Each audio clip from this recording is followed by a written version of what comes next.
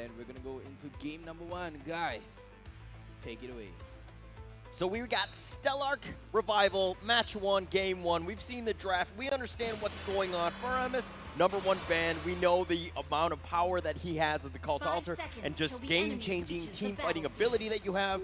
Then you have the other side, which is the #1 pick in Esmeralda. Just the amount of pressure that's provided in the space created in terms of split pushing. You have so much work that's going on. But if we're going to go into this match, first one of the day, of course, elimination match, best of 3, STELLARK Revival. Scrubby, you're looking at the draft. Which one are you leaning towards?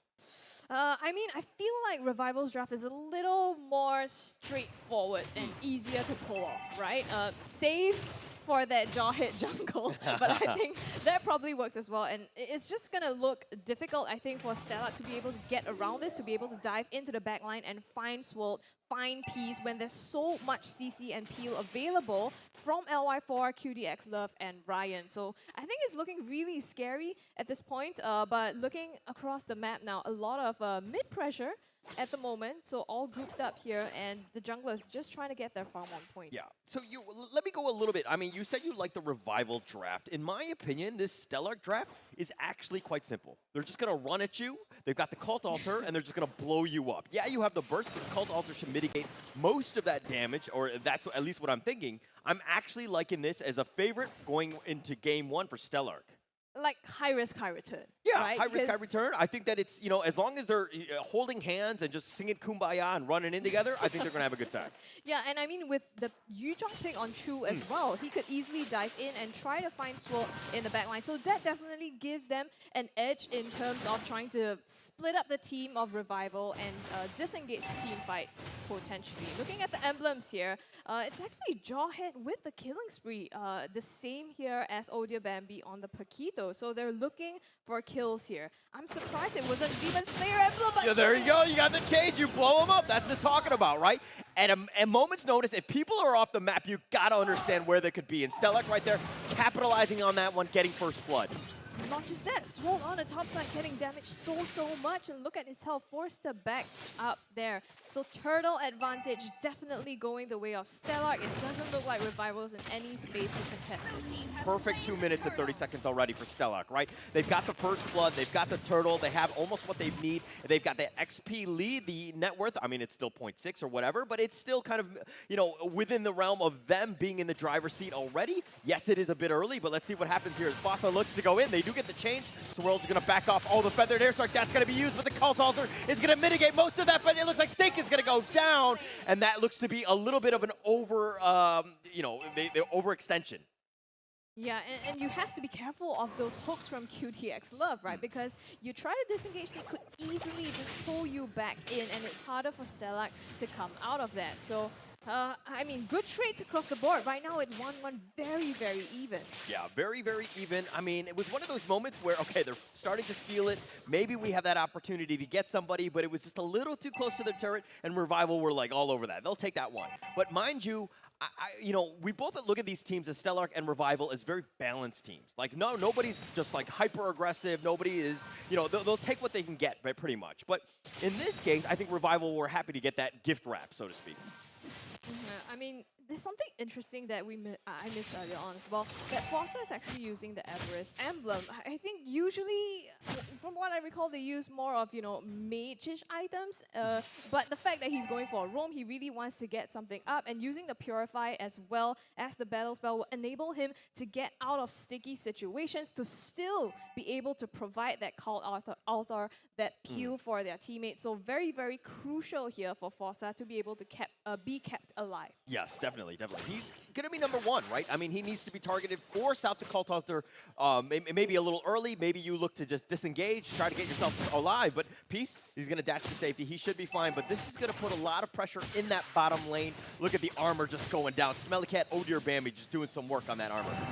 forcing STELLARK to back here, back into their tower. They're trying to set up for the turtle on the top side. So you can see now both teams slowly rotating to that objective. Bambi does have to clear out his jungle a little bit first though. So Revival, it looks like they have got a slight advantage here in terms of trying to prioritize that. Definitely, and Revival have done a good job understanding wave management, right? You push it out, now the turtle is open. They're going to try to get there. They have 4 members of Revival sticking around. Nice change. That's under Ryan. He's going to shield himself. He should be fine. But again, this dance will continue.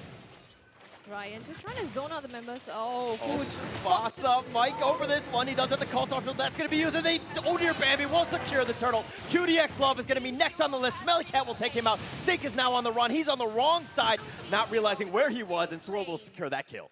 I felt like a little, I don't know, like they tried to go, that's the divey composition. Yes. That is what they Yes. were supposed to do, right? Unfortunately, it didn't quite seem to work out there. And Sync, I think, a little too deep nowhere for him to possibly be able to get out that situation.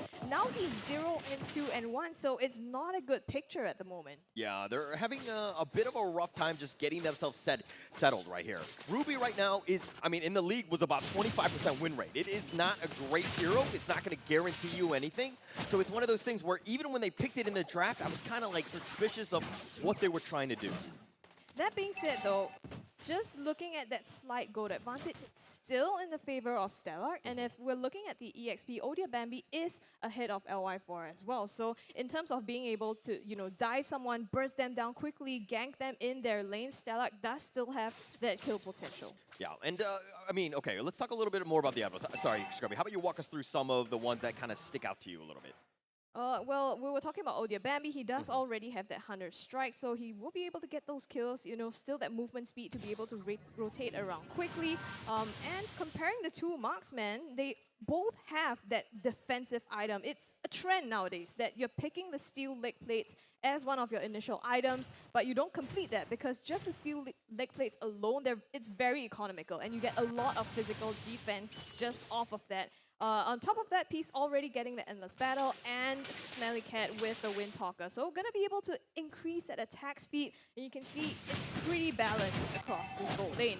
Yeah, definitely it's gonna help them out. They gotta just kind of sustain. I think it's not all about the burst, it's more about the sustaining part. I think both of these teams realize how the team fights will play out. But let me talk a little bit more about Revival here. LY4, whenever I see their team win, and win dominantly, it's because LY4 has an amazing game. Yes, he's 0-0-1, but I haven't felt the pressure and you know, the impact of what LY4 goes for. But as I say that, Chu decides to go in. Nice 2-man knock off the feathered airstrike. That's going to be used. LY4 is going to be on the run. He's going to get to safety. He is very tanky. QDX Love, though, is going to be targeted here. The Black Dragon form is going to be used. Everybody disengages. So good. There's positioning there by Swirl on point, but the thing is, the Call Altar just mitigates so much. Yeah. As much as, yes, there's a lot of, you know, skills, CCs that Revival can pop.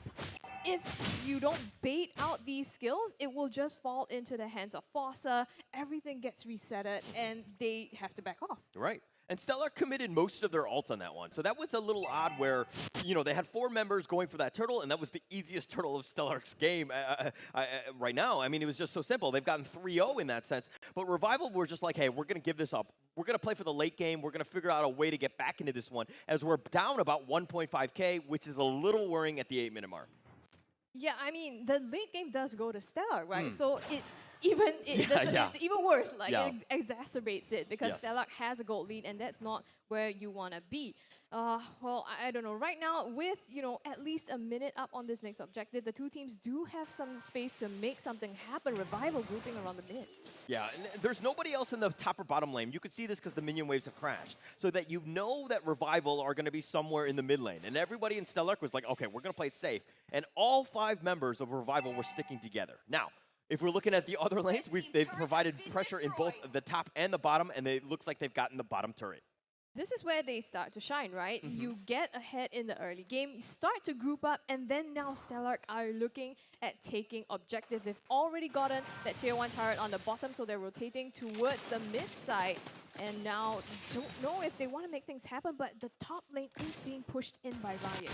Okay, my only concern is that STELLARK, yes, they have about a 1.5K net worth lead, but it's not to overextend, not to force team fights in any sort of issue. Because if you go into the team fight, it's pretty much a 50-50, especially if you're under the enemy tower. You got to be super careful with how you proceed. But as I say that, Pete gets to safety. Odir Bambi all by himself, trying to isolate onto, Odir Bambi in that case. I mean, just by himself, completely out of position. I'm not sure why, and I'm not sure what the play was there, but it's definitely untimely because they need Odir Bambi for this fight at the Lord. Yeah, and this is going to be the first Lord, right? A little bit of mistime. I mean, unfortunate. It's another 10 more seconds before Julian is back up, but the Lord is going to be gone on. Black Dragon form is going to be used to kind of scout things out, but it's slowly getting whittled away. Revival right now, they don't have the okay, there we go. Started about 0.25%. It's going to do some damage. Who gets a steal? And it looks like LY4 will secure that one. He's got the fast fingers, and LY4 now on the run. Chu is getting low as well. Fasa is now going to just try to get to safety. Can he survive? I don't really know. One more shot. He does barely. No, Ryan will say nay to that. He will secure that kill. QDX Lev is killed on the backside of that one, and it looks like it's going to be a 1-for-1. But mind you, nice two-man chain. Ryan stays barely alive. Sink getting caught out as well. LY4, just the Jawhead plays are just on another level, and Odir Bambi will fall again. And now, Revival, they have free ticket to take down this mid lane turret, and together with that, the top lane's also crashing down the Lord. So they get so much out of that fight. I think STELLARK, they went in, tried to contest the Lord. It seemed a little bit early, then they tried to disengage. Once Odir Bambi was up, they went back in for the kills, and then it just went back and forth from there. It went back and forth, but Odir Bambi, if he did not die, I mean, made that one mistake, they would have been in a much better position to contest. They had an advantage, and the fact that they lost it, now they were kind of fighting 4.5 because he wasn't in position. So it was kind of an awkward situation where they tried to go for the steal, they tried to do it, but then things kind of fell apart right there. And now you're seeing the reversal of fortune in the sense that Revival now have a lead. This is what we talked about, right? Revival. They know it. They smell opportunities. So the moment they had that, they took full advantage of that, and they've cleared out almost all of STELLARK's turrets as well. So this is huge, huge map control going their way. But STELLARK, they might try to make a play happen here. Yeah, and I don't think they're going to commit for this one. But it comes back to Revival being a veteran team, understanding what they need to do, how they get back in the game. Make sure that if they're going to take a fight, they're going to try to take it with even numbers or have a slight advantage. Understanding that, Odir Bambi was killed in that situation, it was a weird one, but now STELLARK need to bounce back. They need to figure out a way to get back into this one because, again, the tables have turned. I think in that last group, now it's about farming up again, turtling up, getting as much as they can from this, and you can see STELLARK, they're rotating almost as an entire team, if not 4 then 5. Looking across the items here, you can see already starting to build up here, and Peace, he has that BOD as well, so he's going to hurt, especially if he maintains his positioning, and not just that, Swolt as well with the Lightning Truncheon. So it feels like STELLARK now, they're relying a lot on that burst damage coming from Odir Bambi, as well as Smelly Cat slowly starting to farm up, already has the Demon Hunter sword. So if they can protect them in the backline and be able to get a good positioning to engage, maybe STELLARK still can turn this around. We talked about how they have the later game advantage. You have that way, and then you have another way. The other win condition right now, look at the KDA of Swirl. 3-0-3. The fact that, Swirl has just been able to just just do damage to everybody with Feathered Airstrike, just has, gotten 3 kills, the most on the team. If they can find a way, STELLARK that is, if they can find a way to get onto Swirl and blow him up, they're going to have a much better chance. That is another win condition. It's tough though, if you want to get to Swolt. I mean, Chu has an easy way to go in, right, dive into the backline, but for the rest of the team, it's a little bit more tough. Fossa has to land a number, multiple people Shadow Stampede, or pull the front line away from them to be able to split up the team. I never said it was going to be easy. Okay? I said it was Simple, a win but not condition. easy. Okay? No. That is just one idea of how you can get it. Now you just need to figure out how to get this world here.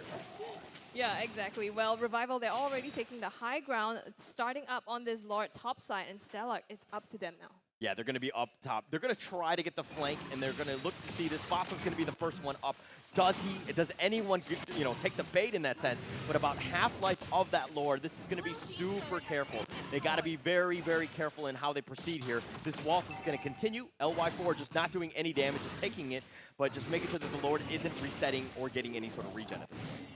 You're they're pulling this out so slowly, but they're gonna go? Fossa looks like he wants to go in. Okay, they're going to get the positioning. The Feathered Air Strike called Altars. That's going to be used. The Lord, but Smelly Cat will secure that one, and that's going to be a win. The Black Dragon forms, and they're continuing on. Chu trying to find a draw beat. Fossa getting low. Fossa will be blown up. Peace will secure that one. Ryan is on the run, trying to chase out what he can. Sink is going to go down. Smelly Cat as well, and I don't know. That might have been a disaster with 4 dead on Stellark.